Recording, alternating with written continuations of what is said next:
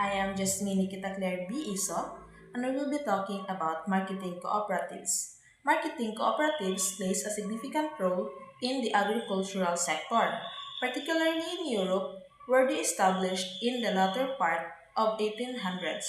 In Denmark, farmers were encouraged to form these cooperatives to enhance their bargaining power, reduce costs, and improve their market access.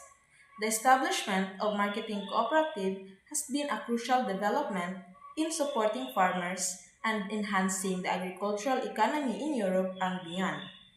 This movement was part of a broader trend aimed at empowering farmers and improving their economic conditions.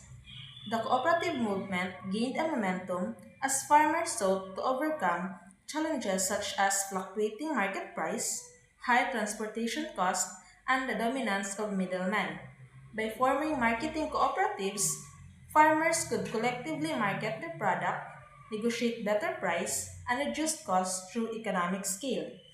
The success of marketing cooperatives in Denmark serves as a model for similar initiatives in the other countries, contributing to the growth of the cooperative movement in the agricultural worldwide.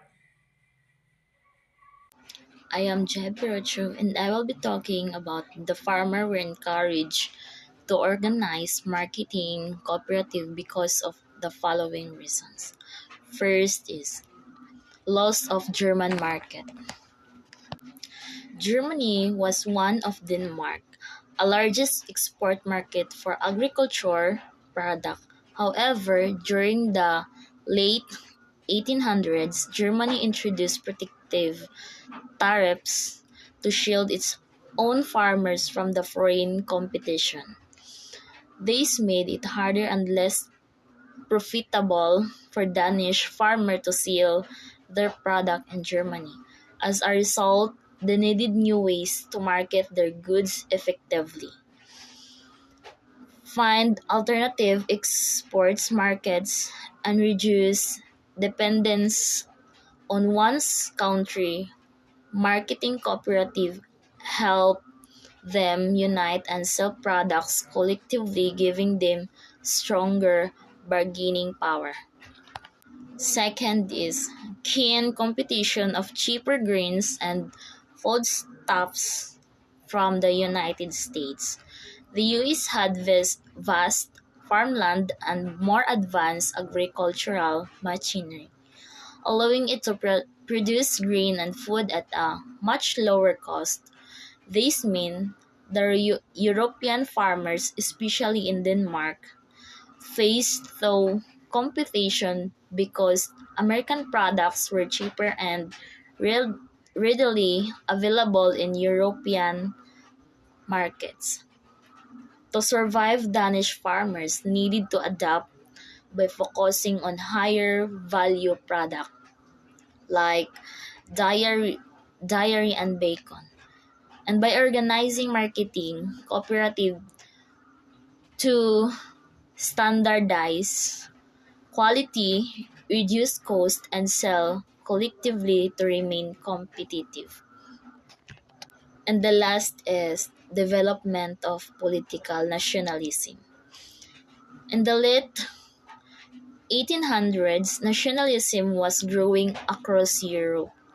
In Denmark, after the loss of territories to Prussia in 1864, there was a strong desire to strengthen the national identity and economy.